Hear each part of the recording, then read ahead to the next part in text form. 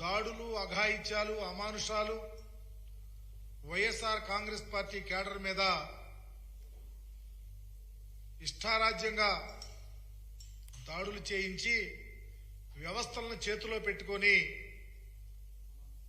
ఎన్నికలు జరిగిన నేపథ్యంలో కొత్త ఆలోచనకు వచ్చేశారు. వైఎస్ఆర్ కాంగ్రెస్ పార్టీ అధికారంలోకి వచ్చేస్తుంది, ఏదో ఒక రకంగా గుడ్డగాల్చి నెత్తినేయాలా, పార్టీని గాని నాయకులు గాని ఏదో ఒక రకంగా వారి మీద బురద జల్లాలనే ఒక ఆలోచన తప్ప తెలుగుదేశం పార్టీకి గాని తెలుగుదేశం పార్టీకి సపోర్ట్ చేస్తున్నటువంటి మీడియా సంస్థలు గాని ఎక్కడా వెనుకాటల్లా. ఇదిగో లక్షల ఎకరాల అసైన్మెంట్ భూములు కొట్టేసేందుకు కుట్ర అంట. నేను అడుగుతా ఉన్నా, సిగ్గట్టా లేదు ఈ పత్రిక యజమానికి అడుగుతా ఉన్నా. దేశంలో పర్టికులర్ గా కంబైన్డ్ రాష్ట్రంలో ఆంధ్రప్రదేశ్ రామోజీ ఫిల్మ్ సిటీకి సంబంధించి నీ ఫిల్మ్ సిటీలో దళితుల భూములున్నాయి, నువ్వు అప్పళంగా కొట్టేశావు. ఏ రోజన్నా నువ్వు ఈ పత్రికలో ఎందుకు రాయలేకపోయావని అడుగుతా ఉన్నా. జగన్మోహన్ రెడ్డి గారు అసైన్మెంట్ చట్టాన్ని తీసుకుంది ఆషామాషిగా తీసుకోలా.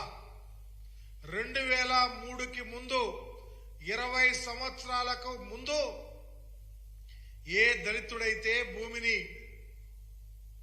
పండించుకుంటా ఉన్నాడో, వారి పేరు మీద ఉందో దానికి ఒక ప్రత్యేకమైన చట్టం తెచ్చి ఒకవేళ ఎవరైనా మధ్యలో దానిని రాయించుకున్నా 20 సంవత్సరాలు అయిపోయిన తర్వాత అదే దళితుడకు దానిని అసైన్ చేసి వాళ్ళకు హక్కు కల్పించాడు.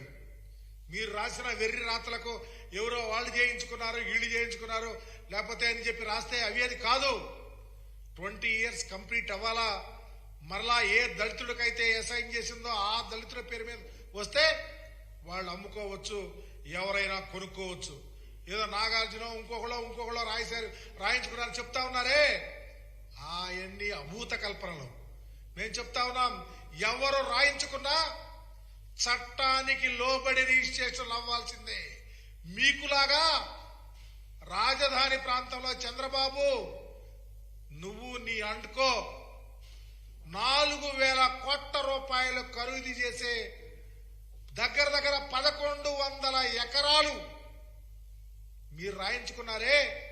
రాజధాని వస్తుంది, దళితులు మీ భూములు లాగేసుకుంటారని చెప్పి అప్పలంగా 5 లక్షలు రాయించారే. దానిని ప్రజలు మర్చిపోరు. దళితుల భూములు అప్పలంగా కొట్టేసింది చంద్రబాబు అంటుకో తప్ప ఈ రాష్ట్రంలో ఎవరు కాదు. ఒకవేళ ఇప్పుడు జగన్మోహన్ రెడ్డి గారికి చట్టం తెచ్చినాక ఎవరన్నా రాయించుకున్నా ప్రొసీజర్లే ఎక్కడా డివియేట్ అవ్వాల్సిన పని లేదు. 20 ఏళ్లు ఉండాలా, లబ్ధిదారుడు అమ్ముకుంటే ఎవరైనా కొనుక్కోవచ్చు.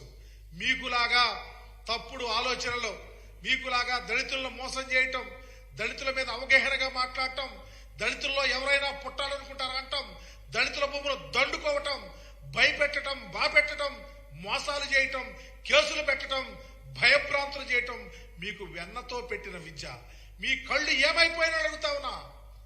ఈ రాష్ట్రంలో దళితుల మీద దాడులు జరిగితే, అఘాయిత్యాలు జరిగితే, అమానుషాలు జరిగితే పేటెంట్ చంద్రబాబుకి, చంద్రబాబు తాబేదారులకి తప్ప ఎవ్వరికీ లేదు. ఒక్క జగన్మోహన్ రెడ్డి గారి కోసం ఏనాడైనా మీరు మాట్లాడే కనీస అర్హత లేదు.